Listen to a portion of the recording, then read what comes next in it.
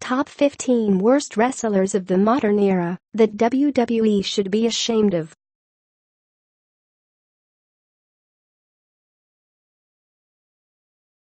If you are brand new to our channel, we invite you to take a moment to subscribe.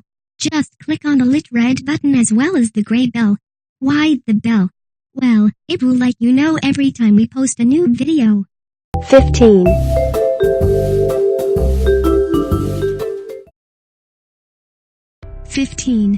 Dana Brooke. It's hard not to feel bad for Dana Brooke.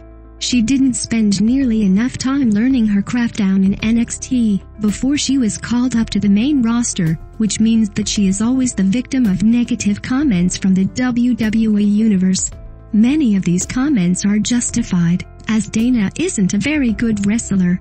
Her background in gymnastics and bodybuilding has helped her over the past few years, but since she is one of many wrestlers that WWE currently employs who is still unable to throw a clothesline correctly, it seems that Dana is pretty much doomed moving forward.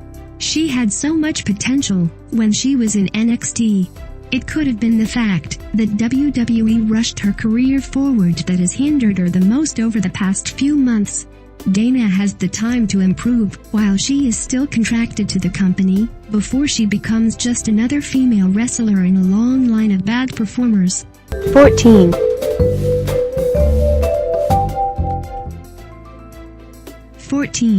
Enzo Amore. Enzo Amore wasn't signed to WWE because of his wrestling ability, which is blatantly obvious. His former tag team partner Big Cass confirmed this in their podcast with Chris Jericho. He stated that he met Enzo at the Performance Center, and when he heard him delivering promos, he knew he wanted to work with him. The duo later became a tag team, and it seems that Enzo was never trained to the same level as every other star in the ring, since he is one of the worst wrestlers in WWE right now. Enzo is the Cruiserweight champion, which makes things a whole lot worse. It seems like WWE decided that his promo ability was enough for him to be able to carry the 205 Live roster. No wonder Neville decided to walk away. This was the man that he lost his championship to, despite being one of the best things about the 205 division for most of 2017. 13. Fandango. It feels harsh including Fandango on this list, since he has shown a lot of improvement in the ring over the past few months, but this could be heavily influenced by his change of character and rise in popularity. When Fandango first debuted on the main roster, he wasn't the best of wrestlers, and his finisher was a leg drop from the top rope, but the fans lapped it up because he was entertaining. WWE seems to be trying the same thing again with the Fashion Police, but it seems that this time, while he's partnered with someone who knows how to perform like Tyler Breeze, all of his faults are quite easy to see. Fandango is a character that can do well outside of the ring, and is great to watch in backstage segments, but he's another star who has the time to improve in the ring, so he isn't doomed to remain on this list in the years to come. 12. Erick Rowan.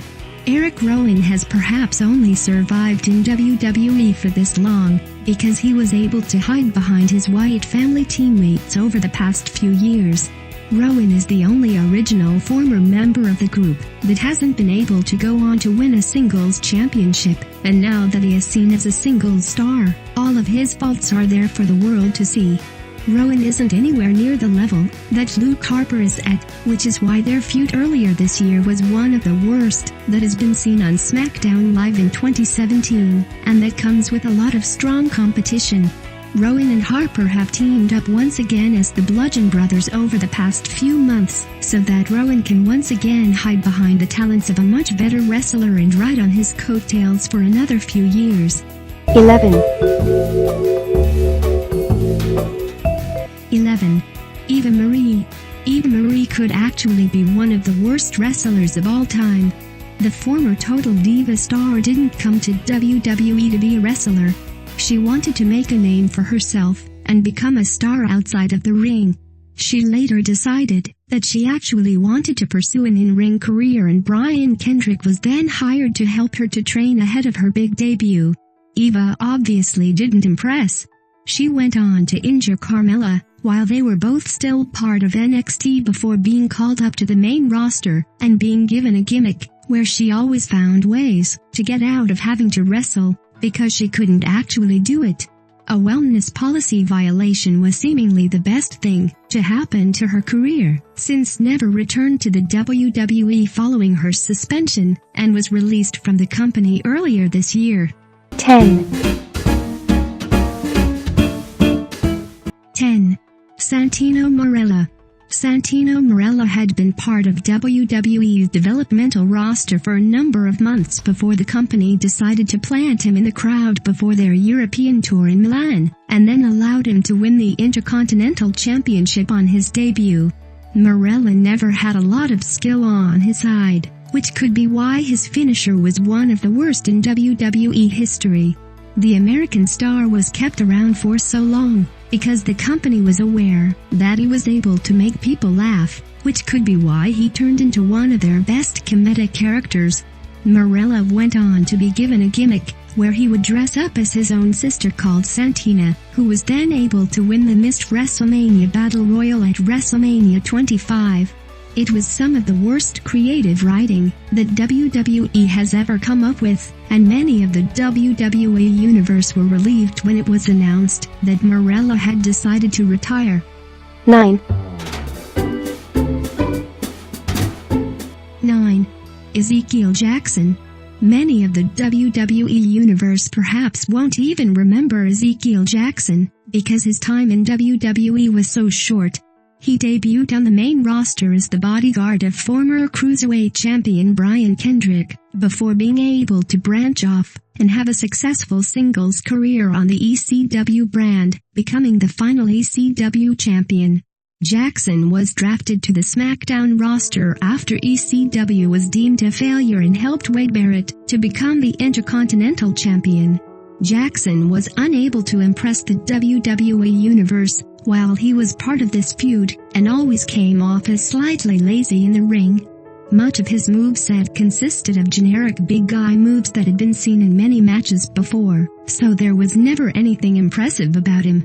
Because of how generic Jackson was throughout his career, he has just become another forgettable wrestler in the history of the biggest promotion in the world.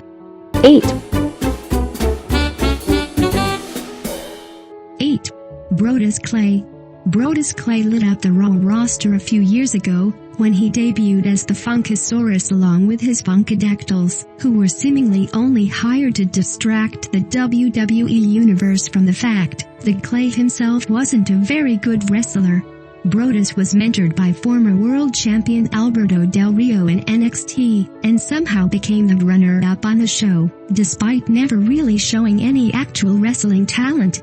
Clay was all about the entertainment, and would always easily squash his opponents with his strength, rather than being part of a lengthy match, because honestly, he didn't have the cardio to get himself through them.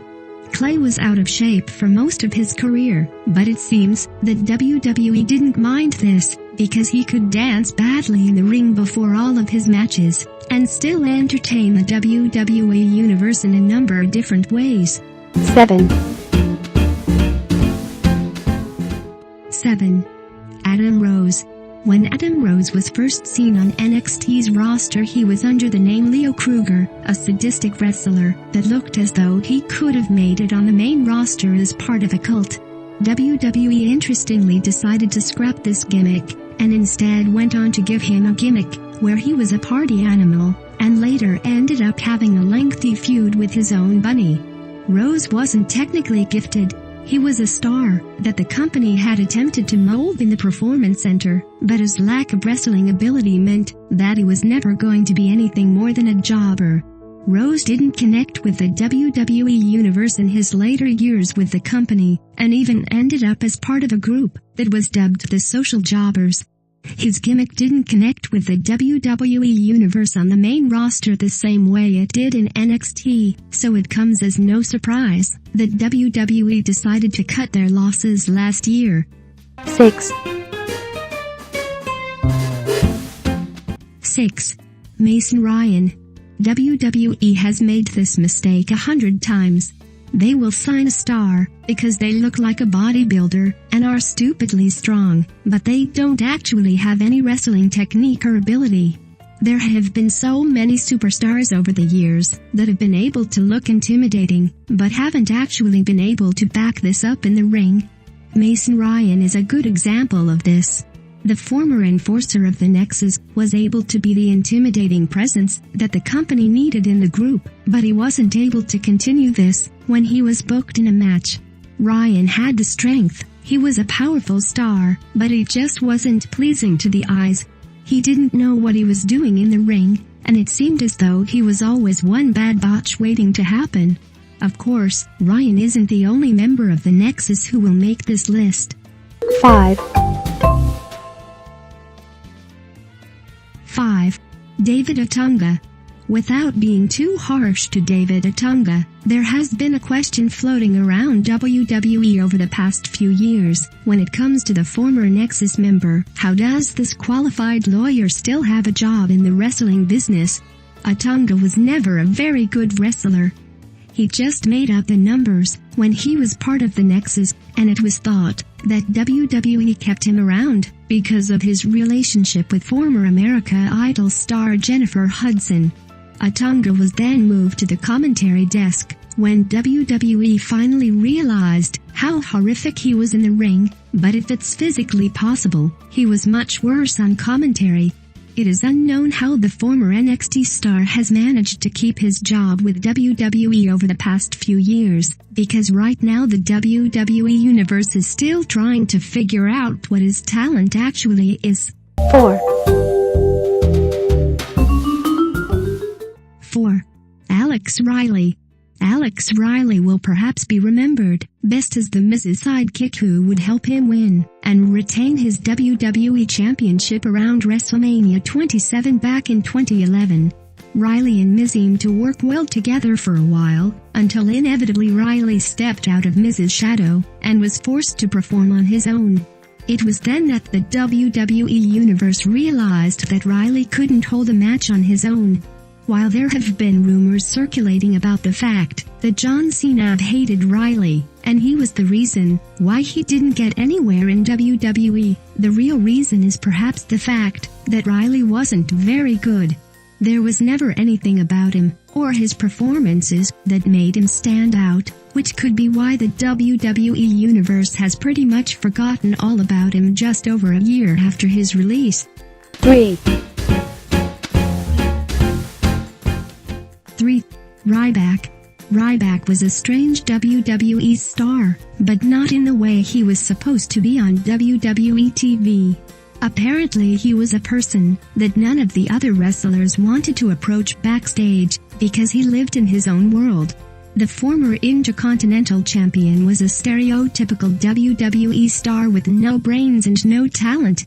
The only chant that he managed to get over with the WWE Universe was "Feed Me More," and he was even partnered with Paul Heyman at one point, but the genius behind the rise of ECW knew that there was nothing he could do to fix Ryback. Many of the wrestlers who have fought Ryback over the past few years have come forward to talk about the botches they were part of, and how difficult he was to work with. Incredibly, it was Ryback who decided to walk away from WWE last year, instead of WWE deciding to release him. 2. 2. James Ellsworth. James Ellsworth was only originally brought into WWE to be another name on Braun Strowman's list when he was building momentum as a monster. Because of the reaction that the chinless superstar received, WWE decided it was a good idea to bring him back to the company on the SmackDown brand, and they made him part of the WWE Championship picture. Incredibly, Ellsworth managed to defeat AJ Styles numerous times, but in one of their matches, Ellsworth forgot to lean back when the WWE champion attempted to hit the Styles Clash and almost broke his neck. AJ saved him at the last minute by changing the way he usually performs the move, which only showcased how much Ellsworth didn't belong in these kinds of matches. He was only ever there for entertainment purposes, but it seems that this had finally run its course last week after his alliance with Miss Money in the Bank Carmella came to an end. 1. 1. The Great Khali. It's actually quite impressive that the Great Khali lasted on the WWE roster for as long as he did, considering how bad he was. Khali couldn't speak English, so he was unable to cut any promos before his matches, and couldn't move very quickly either. This meant that his main move was chopping other stars on the head, and forcing them to act as though it was the most painful thing in the world. Khali became less able to perform the longer he stayed in WWE, so the company instead turned him into a dancing comedy act along with Natalya and Hornswoggle, until it was decided that his time was up. The universe was given quite a fright a few months ago, when Khali turned up to help Jinder Mahal retain his WWE Championship at Backlash. It was thought for a moment that he was returning, but luckily it was just a cameo. Yeah.